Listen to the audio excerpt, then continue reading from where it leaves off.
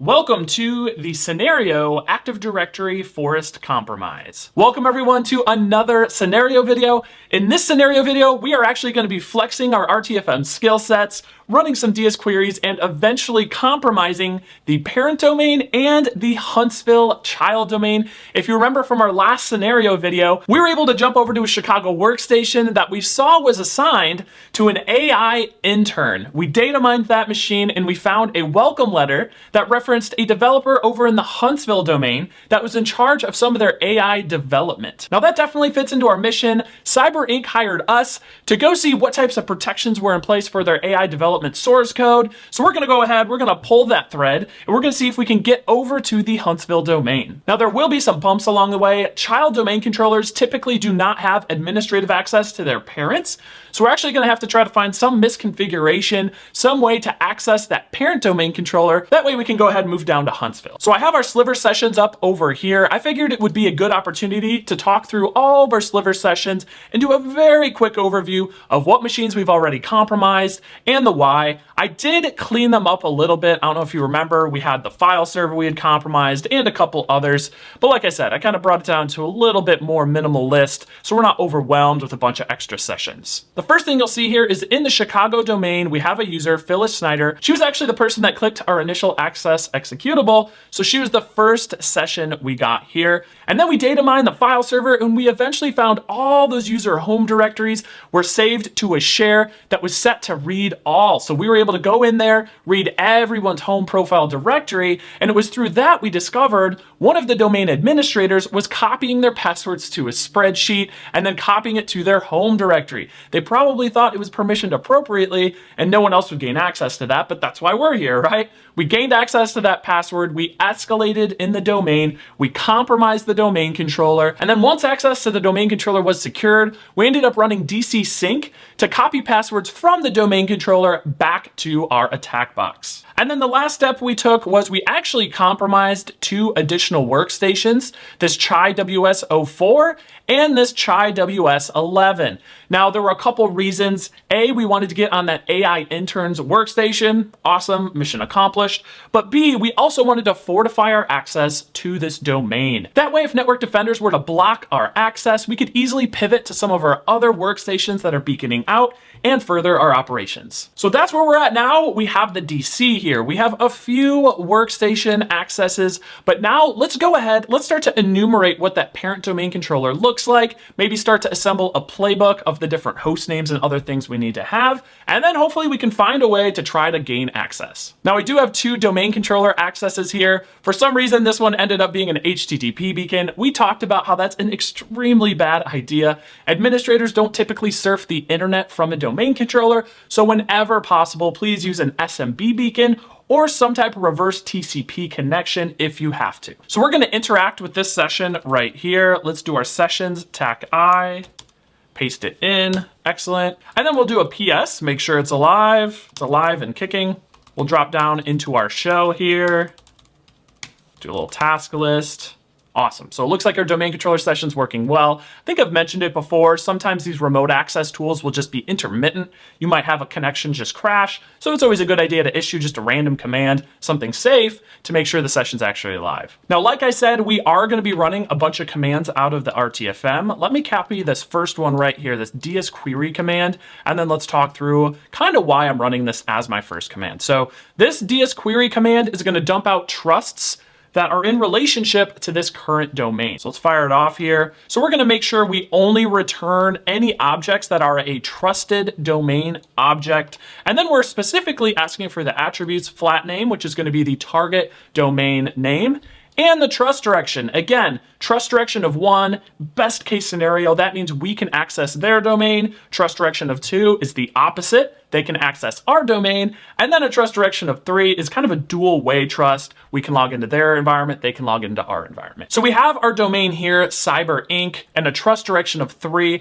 That's great. That means we should be able to query into their target domain, and that means they can query into our target domain. Because I have access to start to enumerate that target domain, you're gonna see me using this TAC D option a lot. This TAC D option basically passes in the domain that you wanna execute the DS query at. So we're going to be using the TACD option. The first thing I'd like to do is actually dump out some computers in Cyber Inc. if I can. So let's paste this one in our playbook here and just kind of read over it. We're going to say object class equals computer. Please return all the computers.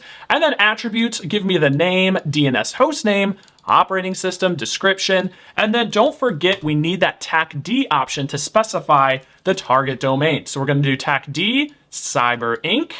Let's copy this one up here. We'll paste it in. So we got our results here. We have one lonely computer in the Cyber Inc. domain. Now, this isn't necessarily uncommon. The parent domain is kind of more managerial, so you may not see a ton of workstations and other resources up in that domain. So this isn't a huge deal. We're gonna go ahead and copy this because we want access to this data later. So we're gonna copy this, paste it in, and then if we need that host name, if we need the fully qualified domain name, we have it. This is where the misconfiguration and potentially gaining access to that target parent domain comes in. Like I said, if we grab the domain administrator in our Chicago domain, that will not give us administrative access to the parent. We may be able to enumerate Active Directory objects with that credential, but that doesn't mean we have local administrator to the domain controller. That messed me up for so long. I was like, oh, there's a trust available. Awesome, I'll just grab a DA and just go compromise that box. But not quite. That's not how it works. We can actually list out local administrators on the parent domain controller, and you're not going to see the Chicago domain admin group in it. So at this point, you may spend days, you may spend weeks trying to enumerate that target domain, trying to gain access. Now I'm going to speed that process up so you don't see me just running stuff for hours here. So let's start to enumerate that CyberInc domain controller, and we'll see if we start to find the vulnerability I put in place. So one of the common DS queries you're going to run is this admin count one. I love it. It's casting a really wide net to try to find any administrators in a target domain. So we're going to do a TACD option here, which means remote domain. We're going to give it Cyber Inc. And then this query is just basically going to say return all objects that are users and have an admin count equal to 1. Again, this is like a Boolean value that gets set to 1 when an account gets some type of administrative flag associated with it. So let's copy this DS query. We'll paste it in here, fire it off. So we just cast a really wide net. We just have the users back we're interested in.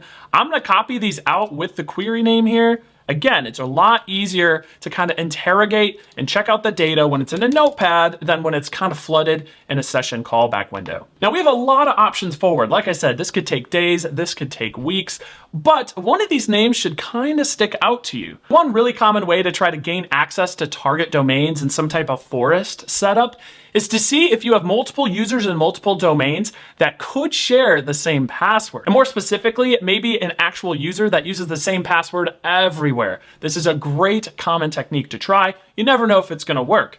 So we're actually going to do some queries here. We're going to go through the whole list of users, trying to see if any of these users exist in our Chicago domain. Again, they don't need to have domain admin creds. They don't need to have anything specific. We just want to see if they have a user account that we could potentially steal the hash of and then try to replay it, reuse it for the target domain. So let's see if we can find any of these users. So I'm going to go ahead and try Kara here. Let's go ahead and copy Kara. And then we're going to craft a DS query to look for all users that have Kara as the first name. I would also do a DS query looking for that last name as well. You never know what it's going to hit on. So we'll do a DS query star, TAC filter, name equals star, and then I believe it was Kara, star. Attributes, give me the name, SAM account name, fire that off. Again, we're looking in the Chicago domain. You did not see me use the TACD option here. And here we go right here. Things are starting to align. We know Kara has an enterprise admin account in Cyber Inc. because we remotely enumerated that. She also has an individual user account here in Chicago. Again, we are not going to try her Chicago account to see if it has access to Cyber Inc. That's just not going to work. It's a basic user. However, we can try to see if she's a bad user and set the same password in Chicago and in Cyber Inc. on her enterprise admin account. So let's copy this. This is another thing we want to save off to our playbook here because this is a potential solution. Again, it may not work, right? You may perform all this research, it doesn't work, and then it's back to the drawing board to look for other misconfigurations or vulnerabilities. We do need Kara's NTLM hash. However, if you'll remember, we were using some Mimikatz before to do DC sync. So let me search for that right here. Let's see if we can find the DC sync Mimikatz command. Looks like right here. Perfect. We'll copy that out to our playbook, and then we'll start to update the fields. First things first, let's make sure Mimikatz is still up here. I think I put it, yep, mimi.exe right here. That's exactly what we're going to be using. Let's bounce back to our playbook. So we're going to say c mimi.exe, and then we're going to do LSA dump DC sync. The domain has to be the fully qualified domain name. So we're going to do chicago.cyberinc.local. And then we have this whack username. We want to make sure we plug in Kara's account right here. So we're going to do kara.vasquez. Again, don't get confused here. We're trying to get the password hash for that basic user account in Chicago because that's the domain controller that we're currently sitting on. We do not want to put the enterprise admin account here. Chicago has no idea what that password hash is. So we have Kara's account right here. Let's go ahead and try to run it. Paste it in here. Awesome, we got all the hashes here. Let's go ahead and grab the NTLM hash. We'll bring it back over here. And I hope you see the importance of having a playbook. I'm just kind of adding some of the evidences, some of the things over here that I need as I progress through this technique. Let's go ahead and run our exit on Mimikatz over here. I probably should have put that at the end. Now that we have a password for that basic account, we're gonna try to forge a token using that same hash and the same password for the enterprise admin account. So let's come up here, let's grab the actual account, same account name right here. We'll copy that down to the bottom of our playbook so we can play off that a little bit. We are gonna need the pass the hash Mimikatz command. So let's jump back to the RTFM and grab that real quick right here. Copy, paste it in at the bottom of our playbook. Now we can start to plug in some of our variables here. So we need to fill in the username. The domain, generally I stay away from FQDN if I can. So we're gonna do Cyber Inc. The hash is gonna be this NTLM hash right here. And then you see me use it before. We're gonna do C Windows System32 upnpcont.exe. And then finally exit right here to exit the Mimikatz console. Let's update the beginning of it right here with our C mimi.exe.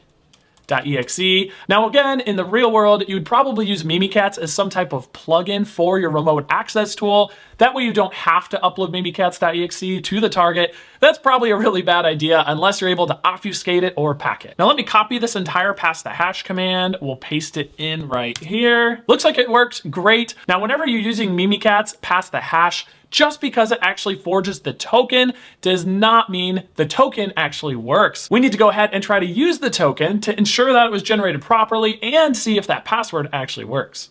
Now we've discussed this before, but Sliver actually doesn't have a steal token plugin, at least to my knowledge. So I'm gonna go ahead, grab the PID over here. We're gonna run an exit.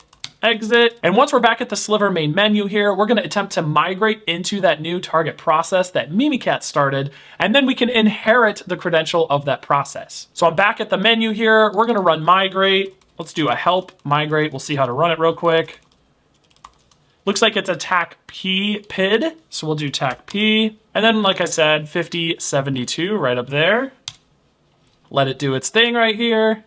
Excellent. Successfully migrated, new session. I'm gonna go ahead, let's background sessions, TAC I for interact, and we're gonna interact with that new session that came in. Everything looks like it's working great. Now we can attempt to interact with our parent domain controller. Now, if you remember, I copied the host name from a prior DS query, and I saved it to my playbook here, so we don't need to rerun any queries at all. Here it is right here. We'll copy that host name. We'll double up all our backslashes. We're gonna try to list out the $C share. It worked great. We just confirmed that Kara's basic user account also shares the same exact password as her enterprise admin account. Now, that typically happens because users don't have a good way to manage their passwords. So rather than memorizing a brand new password, they just use the same password everywhere. This may be more convenient, but it is a bad idea. And if you're ever doing any type of red team assessment, I would say typically the weakest link is always users. So go look, see if you can find user accounts that match up, try to replay those credentials. This is a great finding that we would actually include in any type of report to Cyber Inc. saying, hey, some of your users share the same passwords. You need to do better user password education or get some type of password manager set up for your users so they'll use unique passwords everywhere. Now we can go ahead and jump to this target domain controller. Now, kind of like with our Chicago domain controller, we mentioned people do not surf the internet from these machines. So typically there's different firewall rules put into place or other type of monitoring looking for any type of malicious activity. So we're going to go ahead and generate a fresh TCP pivot. So the target CyberInk domain controller will actually pivot link back to the Chicago domain controller, which is also connected and pivoting back through our initial Phyllis Snyder workstation. So you can see here, the deeper you work your way into the network, you may have multiple sessions actually chained together throughout the network. That way, a network defender's only chance of seeing actual traffic coming out of the network is that original specific workstation. So to do this with Sliver, we're gonna do a help pivots. We wanna use a TCP pivot right here. So we're gonna do help pivots TCP. And it gives us a little bit more info, start TCP pivot listener port. So we're gonna do pivots TCP, TAC L right here. And then we need to give it a random port. Let's give it something that's relatively high so it kind of blends in. So then let's go ahead and check on that. Looks like we have our one pivot listed here with a bind address of 4532. That means our CyberInk target domain controller is actually gonna call back to our Chicago domain controller on this port right here, 45,342. Now there is one more step we have to accomplish. We have to generate a new Sliver payload that's gonna call back to our Chicago domain controller on that port. To do that, we do need our IP address of our domain controller right here. So it looks like our IP address right here. It does look like it has another network interface card, but nothing's hooked up to it, so that's okay. So we're gonna do a generate TCP pivot. And then we're gonna give it this address right here because we want it to call back to the Chicago domain controller. So we're gonna do 192.170.10.10 colon, and then we actually need to feed it our bind address right here. Great, it's generating now, shouldn't take too long. Now, one thing I always like to do before I ever trust something like this is to go ahead and perform a netstat to see if that port is open and listening, or more specifically, is bound to the correct interface. So let's do a shell, yes, cmd exe, netstat, anop tcp. And sure enough, we have our port open right here. And just like I wanted, it is open on all interfaces. 0.0.0.0 means it's listening on everything for any traffic to port 45.342. So we are good to go there. Let's go ahead and exit our little shell. So now I'm gonna scroll up and grab the Sliver implant payload we just created up here. I'm gonna copy it over to my playbook so we can start to build our upload command. Upload, paste. And then we wanna find a place to upload it to on the target that's relatively stealthy. So I'm gonna go ahead and grab that host name, which was right here. We're gonna copy, paste our clipboard, $, Windows, System32. And kind of like I taught you before, just pick a random letter. Let's do I start. And we can find any type of DLL we wanna blend in next to. Let's try this one right here. Our pastable's starting to come alive a little bit here. I'm gonna go ahead and grab this path that I just used right here, just so we can for sure make sure everything is spelled correctly. So there's my path. I'm gonna add in the DLL, and then we're gonna flip the extension to an exe because we're uploading an executable to the target. Excellent. So now we have our full upload command ready. We are going to be uploading this broad childhood executable, which this is actually the reverse TCP connection that's going to call back to our Chicago domain controller.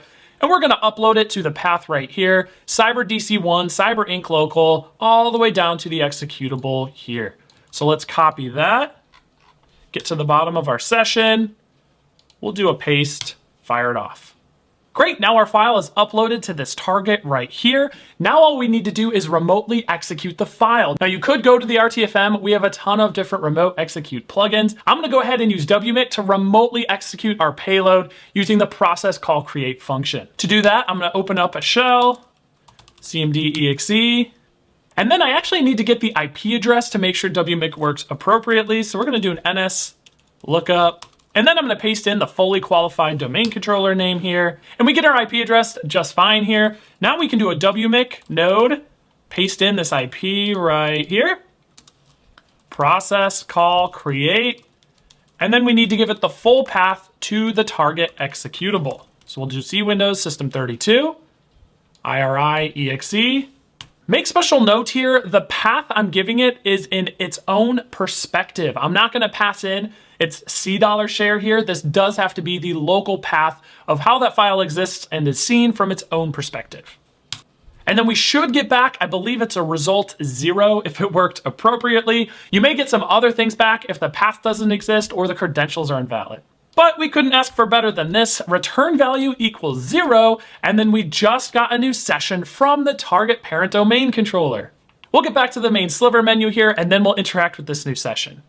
Background, session, tac I, sessions, tac I, whoops. And then again, I'm gonna do my PS, make sure I can see everything. It is worth noting, this is the executable I executed on the target. This does stand out a bit, right? Kara Vasquez is running one process among an entire system of system processes. She's not actually logged in. So if it were me, I would go ahead and migrate over to some system process. That way I would better blend in, but we're gonna keep running with Kara so we can compromise the next domain controller. So typically when you gain access to a system, you're gonna flip over to the situational awareness section of the RTFM. You're gonna go through your process list, your netstat, your IP config. You're gonna look all over the files on the system as well to look for any type of user profile directories, anything that could be of interest. At this point though, I'm gonna stay focused. Our goal is to get to the Huntsville domain controller. Now we are kind of lucky, now that we're at the parent domain controller, typically those enterprise admins have access to child domain controllers, so we should be able to use this same enterprise admin account to compromise the Huntsville domain controller. Now flipping back to my playbook here, I do want that DS query that enumerates trusts. We see Huntsville and Chicago, both the trust direction of 3. Now we have actual connectivity to the Huntsville domain controller. So again, let's jump back to our playbook. We're gonna change the target domain to Huntsville here. We're gonna dump all the computers and important attributes in Huntsville. Now this is a great example. I'm glad this happened. Kara does have access to the Huntsville domain. However, whenever you're doing any type of remote execution, sometimes you'll get dropped in with some token or some credential that just isn't set up properly. You'll have access to the system, but using that token to access other remote systems, you may get errors just like this. The operation being requested was not performed because the user has not been authenticated. So what I'm gonna do here, I'm gonna go ahead and get system on the parent domain controller, then we're gonna try that DS query again. And a great way to do this is actually service manipulation. So I'm gonna do this really quickly here. scconfig, VSS, bin path equals, and then we'll do C, Windows, System32. And then I do need to grab the executable we used. So let me bounce back to my playbook. Excellent. We'll paste in the clipboard. And this is not a service binary. And because I'm going quick here, I'm gonna go ahead and do a cmd.exe whack-c start whack-b. I've mentioned this before, but this is a quick workaround that allows us to use a regular executable with a service. So cmd whack-c start whack-b, C Windows System32, put our name in there, error equals ignore so it doesn't log that it's gonna fail, sc start VSS. Awesome, new session as system, that's exactly what we want here. And then we just need to make sure that we set it back. scconfig VSS bin path equals C Windows System32 vssvc.exe. I've got that one memorized at this point. Error equals normal. I'm gonna go ahead and do a QC just to make sure everything looks good. It was set back correctly. Now we can exit, go back to the sliver session and interact with our new callback here. We'll do a sessions tac I, do a PS, and awesome, you know, we have access, everything's looking good, it's working for us. As you can see, Kara Vasquez does still have this other session, but now we are running as system. Let's go ahead, let's be good little operators here. And we're gonna do a task kill whack pid. We're we're going to grab the old process, whack F. Went ahead, killed it. We'll exit out here. And then once we get back to the main sliver session, I'm going to do another PS and make sure that old process was cleaned up appropriately. And again, this is just utilizing good red team tradecraft. We're just minimizing our footprint on this host. So if someone were to get on there and do a process list, they don't see 5 different sliver sessions running, calling back to our infrastructure. So we're gonna do a PS here. It looks a lot better. I'm happy with that. Now we can do our shell, cmd exe, and we can grab that original ds query command we were trying to run from the get-go. So let's grab that, paste our clipboard.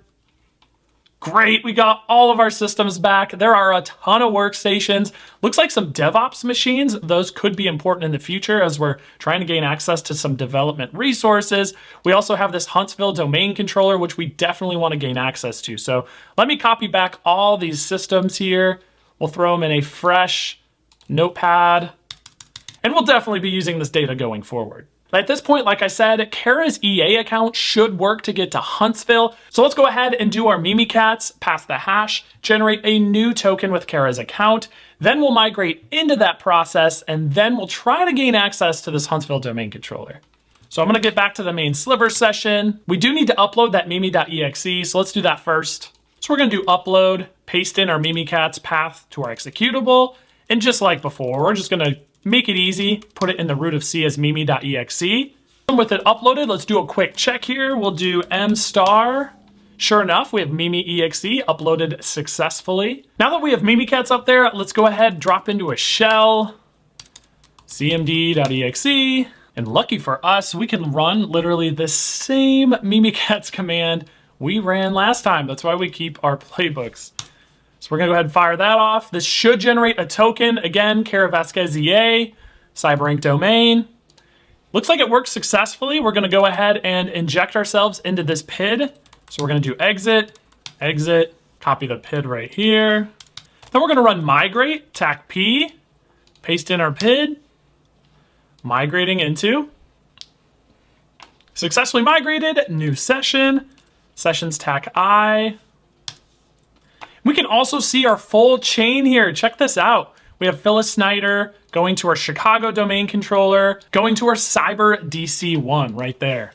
Let's do our PS, make sure everything looks good. Awesome, we were able to list out processes. Now we cross our fingers and we see if we can touch the Huntsville domain controller. I'm trying to think, did we have that in one of our pastables? Yeah, right here. We have our domain controller for Huntsville Hunt DC1. Let's grab the fully qualified domain name, add in all of our backslashes. We'll do a $C list.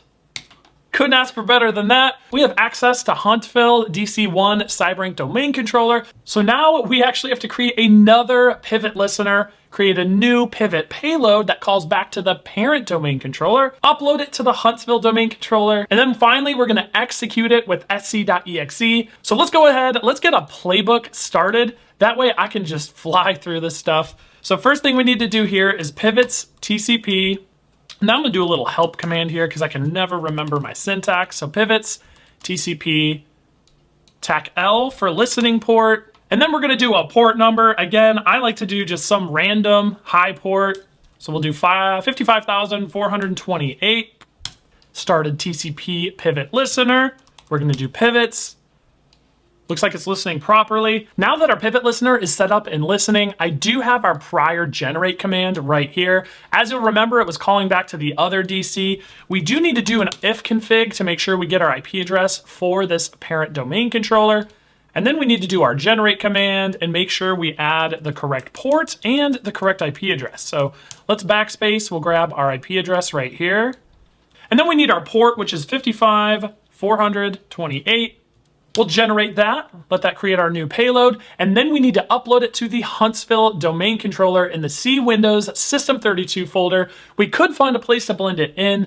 I'm gonna do something probably not very good. I'm just gonna reuse our whups.exe file name we used previously. But again, do not give your defenders a chance to find one file name and then search it over the whole domain. Try to use different file names as you can. We have our implant saved. Let's go ahead and copy it right here. We got to put our upload at the beginning, so we'll do upload. And then we need our target domain controller path. So we're going to come back over here, grab our fully qualified domain name. And then we need to make sure we get all of our backslashes set up here. $, Windows, System32, whoops.exe. We'll copy that. We'll paste it in here. And then let's just do a quick walkthrough. We're going to upload the new implant we just created, 4 backslashes, to Huntsville Domain Controller 1, Huntsville Cyber Inc. Local, $, Windows, System32, whoops.exe. Everything looks good. My backslashes look good. Let's fire that one off. Looks like it's uploading successfully here. Hopefully it works. We're going to do a little validation to make sure it works once it finishes up. Awesome. Looks like the file wrote out successfully. I'm going to grab the path and we're actually going to do a fresh ls. Sure enough, our payload whoops.exe right here. Looks good, blends in. And now we're going to execute our service manipulation remote execution technique. I already covered this in a previous video, so I'm going to go pretty quick here. But if you want to check it out, go back to that video. It'll definitely make more sense. I'm a big fan of making a playbook for this one just because there are so many steps. So I'm going to do sc hostname qc vss. This will give me the original bin path. Then I'm going to do sc config vss. We'll change the bin path to C Windows System32 whoops.exe.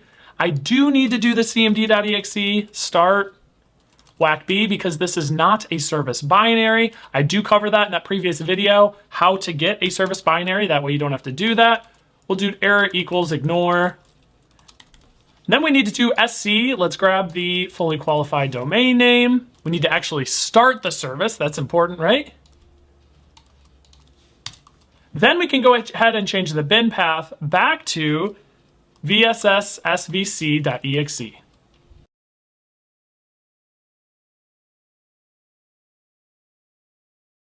With our playbook in place, now we can start executing it from top to bottom. Again, please make sure you're reading your output just to make sure if something fails, you'll definitely see it. So we're going to start a new shell, cmd.exe. Let's do a little task list, make sure we're good. We're going to paste in our QC VSS. We have our original bin path here. We're going to grab our sc bin path change right here, paste that clipboard in. Looks like it was successful. Let's go ahead, fire off that service binary. We got our new session. That means it worked properly. That reverse TCP connection connected back thoroughly. Again, check it out. We have Phyllis Snyder calling to Chicago, calling to the parent Cyber Inc., and then finally to our target Huntsville's domain controller. We are chained through 4 separate machines through the network now, so definitely building up a lot. Let's not forget to set back our bin path just so we have that working. We're going to change the error to normal. And then let's do a final SCQC just to make sure that that bin path got set back. We're good to go. Now let's go interact with our new session. We're going to do an exit to go back to that original Sliver dashboard. And then let's go find our new session ID, sessions, tac I, paste it in, do PS.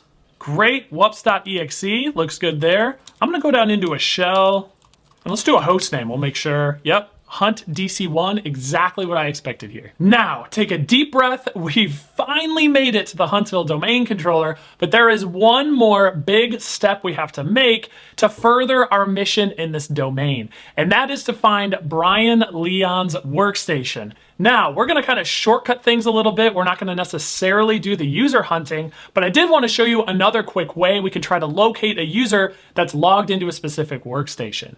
First things first, let's get a little bit more information about Brian Leon here. So we're gonna do an object class filter. We're gonna do name equals star, Leon star. We're gonna print out the attributes, Sam account name, name. Let's fire that one off. And perfect, we got Brian Leon right here. So we know this is his name. So we're gonna do another DS query star, tech filter.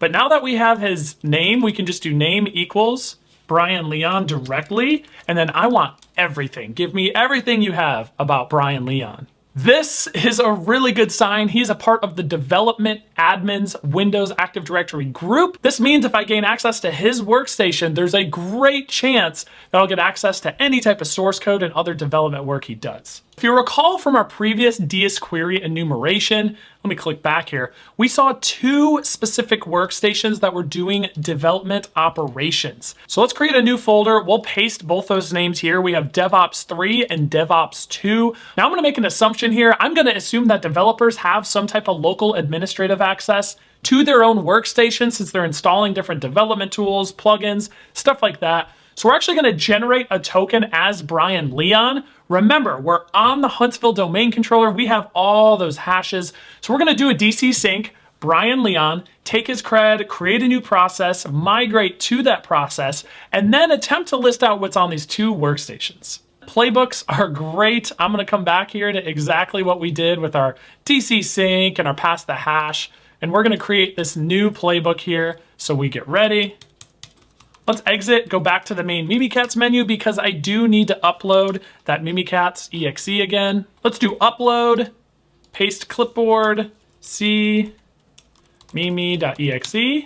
Awesome, looks like it's uploaded successfully.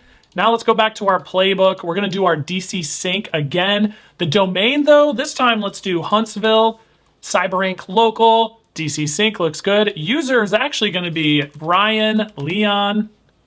And I can scroll up here if we can get his exact name here. It does have to match his exact same account name, which he uses to log into Windows. So this looks good here. Let's come back.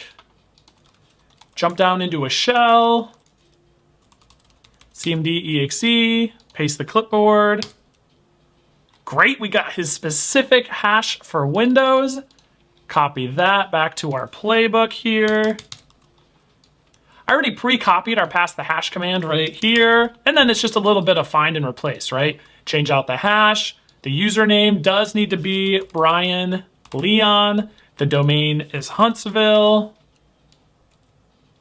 We'll copy that whole thing. Make sure we're do our exit in our Mimikatz session. We'll paste it in here. Great, we got a new process identifier. It looks like it worked correctly, but again, we have to validate it. So let's exit, exit.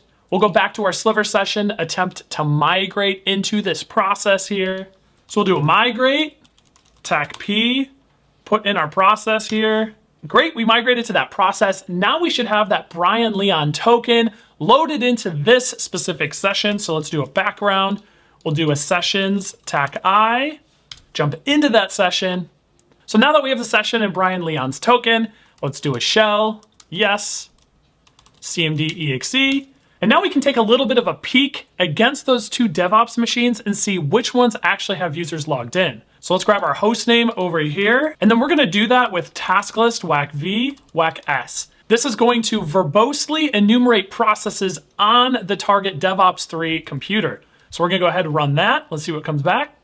And we didn't really get anything back. It looks like it's just kind of stuck here, which again, red team tools are not the most feature filled. I tried to run this task list. It's obviously stuck or failed. I'm guessing this target machine, DevOps 03, probably isn't on or isn't up. You're gonna run across this stuff all the time in real world ops. In this instance, I'm just gonna Control C. We're gonna rerun the Sliver client here, do our sessions, and then our sessions tac I. We're gonna interact with that session that had his token. Again, we're gonna do shell, CMD exe, so we can get all ready here. We'll do task list just to make sure our session's up and running. Everything looks good. So now let's try to do a task list, whack V, whack S, but let's target that other workstation. I think it was DevOps 02. Let's run that one and see if it actually responds. We got a response. These are all the processes listed out on that target workstation. And what do you know, right here, Brian Leon is actively logged onto that machine. So that's an easy way we can kind of take a quick peek against a target machine and see if there's a user actually logged in.